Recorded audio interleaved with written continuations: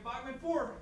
Well, you had a little week off here. What was your approach to this week as you got set for the semifinals? Just making sure we're staying healthy, not going too hard into tackles at practice, but keeping healthy, going to the trainers, getting recovery in, so we're ready for the game.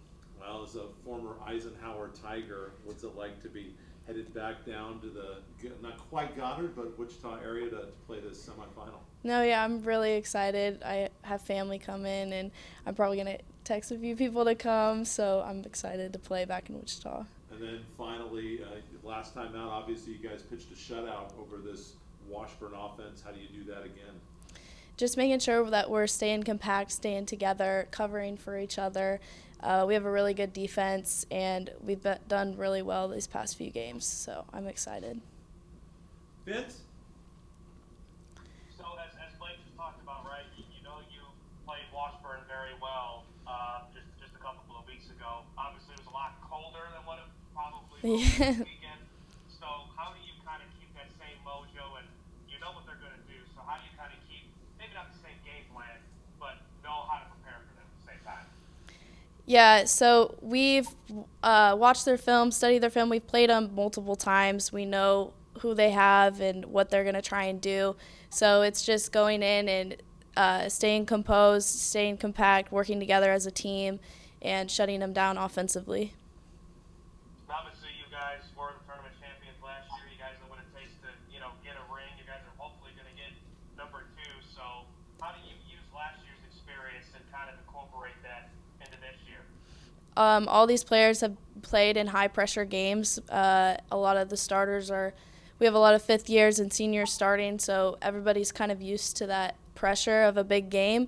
But at the end of the day, it is just another soccer game, and we all know how to play soccer. Absolutely. One last thing for me. What's coach been maybe saying to you guys, right? Again, you guys been in the situation. What's he been kind of talking to you guys about in practice? He's just been talking about playing to the end, playing to the final whistle, being smart if we're up a goal or if we're down a goal, how we should be reacting. It's just stuff like that. Game management.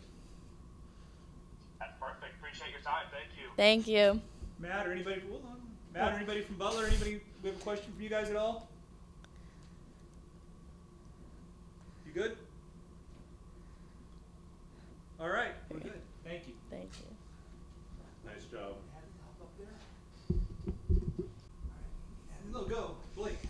Did you guys almost wish you could just keep playing? Just how well you guys played last week. Did you wish you could just go back out there on Saturday instead of having to take a week off? Yeah, I feel like after every game, I kind of just want to play the next game right after. I feel like once you build up that momentum, you kind of get at a high, and then it's hard to bring it back down and then go back into practice at 6 a.m. the next week. But you just have to keep doing it. And I'm assuming there might be some people in some cape and blue down there for you. I think you may have played a couple minutes at striker before. What's it like going back there, and how comfortable are you playing down there at striker? Well, we played a lot at striker in the spring too, but I played there in high school. I've played there a lot just with club soccer, so I think it's going to be a little bit weird, just being on a different team and being back there. But I'm excited because I'll have a lot of my family come, and we'll have a big support system for our team there. Obviously, Washburn's been pretty strong defensively. You guys were able to get the one goal, and that was all that it took to beat them up at Moore Bowl. How do you guys generate some offense against them down in Wichita? I think a lot of it is confidence. I think that the past couple of games we've had more confidence going into, as a team offensively. Obviously, DeMarco's awesome, so she's done a hell of a lot for us. But I think that as a team, we all going into it know that we can generate more than just her, and that obviously will relieve some of her pressure too, thinking that she has to be the one to win the game for us, but that's not the case. Vince? Just how fun is this group having, right? You guys have obviously, I think it's 6 or 7 games in a row now.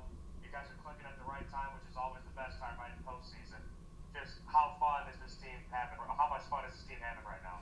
We're having a lot of fun. A lot of us, we get along just fine. We don't have a lot of arguments. I mean, with girls, it's different because there's always going to be some sort of petty little argument, but nothing too big has come up yet. We all respect each other. We all support each other, so it's been a good group.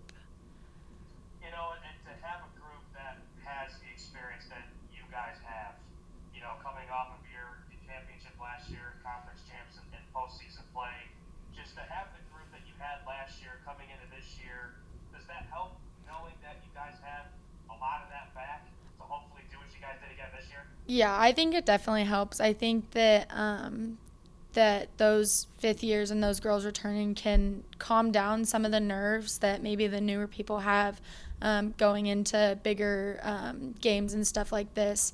I think that also just their knowledge of the game and how these things sort of work helps. Like since being a transfer, I've had a lot of questions about how like the postseason goes and everything else. And so my roommates have helped me a lot with explaining things because it's different than it was at JUCO. And probably just to base it off that, you know, as you said, you're still learning that process. You have a great, you know, nucleus of players. Just, did you want to come because you wanted to see that winning culture of what Emporia State had? Yeah, I mean, I like the fact that it was close to my home, but also just coming into a team that has had that reputation and that history and that success, I thought that it would be exciting to be a part of that and get to experience for myself. That's perfect. Thank you for your time. Appreciate it. Thank you. What's the one thing, you said you talked to some people who've been around, what's one thing that they've told you to kind of expect going into postseason play? Pretty much anything. I mean, soccer is a game where anyone can win. Anyone in the MIAA can for sure win. You just have to be on your game at all times. You have to know where to go, what run to make, where other people are making their runs, where other people are going to be. You just have to be absolutely ready for anything. All right, Lee. Well, you know, everybody, it's a tired, overused cliche, but everybody always says, well, we want to be playing our best soccer, football, basketball at the end of the season. You guys definitely are. How does that feel, and to make sure that, you know, you guys really are playing the best that you have played right now at the time that it matters most? Well, I can promise you that we were trying to play our best at all points during the season.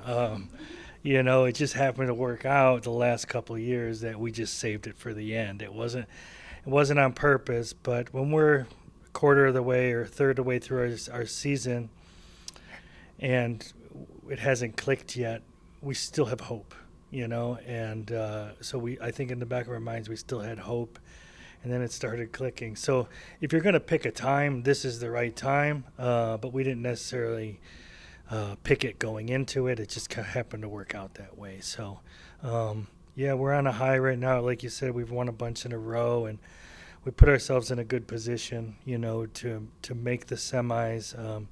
You know, we were close. We were only a few points away from a point or two away from being maybe a 2 seed or a 3 seed, or, you know, if we would have started a little faster in our opening games of the counters, then who knows? We could have won the regular season. So, but it is what it is. We're here now, and we got to make the most of it.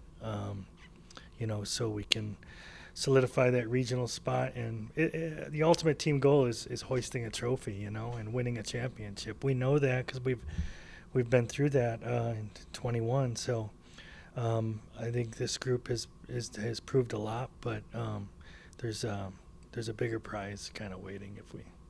They talk a lot in football and basketball about playing a team for a third time and how well you know that team after playing them for 8 quarters or 4 halves, whatever sport it is. Yeah. How does that work for you guys in soccer, having, you know, played Washburn for 180 minutes already? Right. And you know your pod team's the best, and we're going away from the pods after this year, but we always know our pod team's the best. The scouting reports are kind of, we watch them on film, and we know what they're going to do. We know what they're like. We know their style. We know their strengths. We know their players. And, you know, pod games are different. The Washburn game especially is different because you can throw records out the window. They don't matter. They could have 5 or 10 more wins than us, and we can play that game, and it's just going to come down to other things.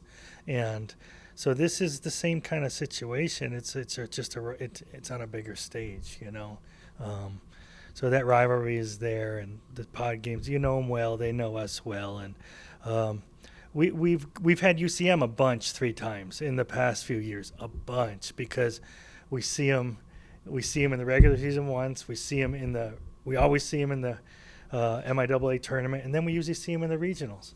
And this is the first time we've had Washburn a 3rd time, but it'll be a battle. Hadlie mentioned that you kind of have to be ready for anything, and it feels like soccer is a lot like other postseason sports, and baseball really comes to mind, where the postseason is so much different, and that every single pitch really matters. And I think back to that Central Missouri game where only 1 goal, it's just kind of a scrappy goal that just kind of falls together for them. How do you approach that with your team? Based on what Hadlie said of that, every single play can matter in soccer. Oh yeah, I mean every single minute it matters. We can't turn our backs on a throw-in. We can't, anything. So both of our games this year, and it's weird because in the past we've played somebody in the regular season and then in the playoffs. They're 2 totally different games, like a 1-0 game and then a 4-3 game. But this year we played Washburn twice, a 1-0 their way, 1-0 our way. So. It seems to be trending that way. So 1 goal means a lot, and obviously defensively we can't allow much either. But it's a hard team. We're we've always been more of an offensive team. We've led the league in goals. Yeah, I don't know this year. I haven't looked at it, but we're up there. Not as high as we have been the past couple of years, but so we could win the 4-3 game easily. Yeah, but if Washburn gets 3 on us, we've been for a long day. So it's going to be that kind of game where it's going to be a 1-0, 2-1 kind of game. But we just got to be locked in for 90 minutes. Butler, anything? That's good. All right, I got one question for you. Just as Vince, go ahead, Vince. Go ahead. I'm sorry. No. Go ahead. If Matt has something to say, go ahead. Please. No, go, Vince. You're good. Okay. Well, Coach, I know earlier this season, right? I know it was a slow start. You didn't obviously expect that to happen, and you said we're going to find our groove. We're gonna find it at some point.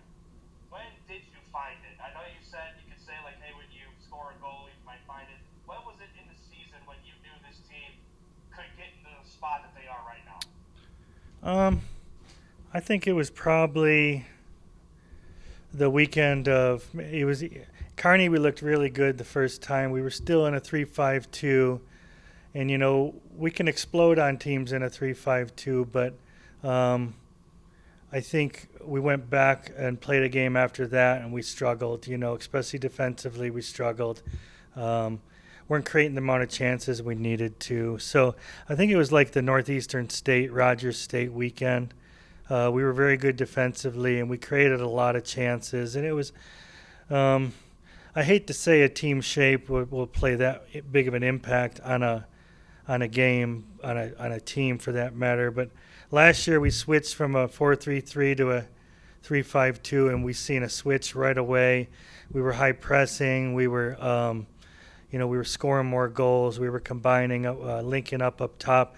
And our 3 in the back were just covering more ground than what 4 did. So this year it just didn't work that way. And it took us a long time to figure that out. And, maybe I was stubborn about it, that it would eventually work, but it didn't. But we switched, and it seemed to click right away. And I think since that moment against Northeastern State, we might be 10-1-1.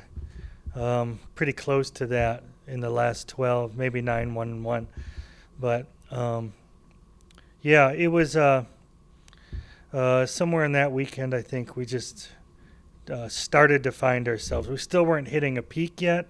Like that last game versus Northwest, that was old school us at our best, I'm telling you. We were all over them. They had nothing, and we scored in different ways. Hadlie had believe it or not, our first corner kick goal of the year, which is shocking, but hopefully that just snowballs into more, because that's kind of how goals happen a lot of times in these 1-0, 2-1 kind of games. But I think that was vintage, old school us at our best. And so hopefully we're building off of that. One last thing for me, Coach. Talking with Hadlie and then Abby as well. You have a special group. You have a great nucleus that's back from last year. Hadlie said she's been asking questions about how to kind of handle the postseason pressure, if you will, and kind of how to handle those emotions. What do you kind of talk to the team about when you have a lot of experience on your team, experience in the postseason? So what are you just kind of telling your team right now as that postseason journey? Honestly, we've had more days off than we've had meetings and stuff like that. I think the other day I told them that, and this wasn't directed just at Hadlie or anything, just the team as a general, is that, there's 4 teams left, all 4 can win it. And that's the truth. We're all, on our given day, any one of the 4 could easily hoist that trophy and win the MIAA. In the preseason, we might have been one of the top picks. UCM is always a top pick. Washburn really came alive this year, and we've seen it coming. They were getting better and better. And we returned 10 of 11 starters, and so we knew what we had coming in. But you don't always play your best all the time, and you got to grow, and each team needs to grow together and figure things out together. It's not just up to one person or myself. But yeah, I just told them so far, and we're gonna have a lot more meetings here as we go. But any one of the 4 could win it. It's just about seizing the moment. I appreciate you, Coach. Thanks so much. Yeah, you bet. Last thing for me, just you've had a really good, solid core for the last 4 or 5 years now. It's your last MIAA tournament with that group. Just kind of talk about that group coming through and what they've done. Yeah, trying to remember. I think we're in the final the last 3 years. Won one of them, and went on. It's. I think we've put ourselves to a point where we can just go out and just go for it.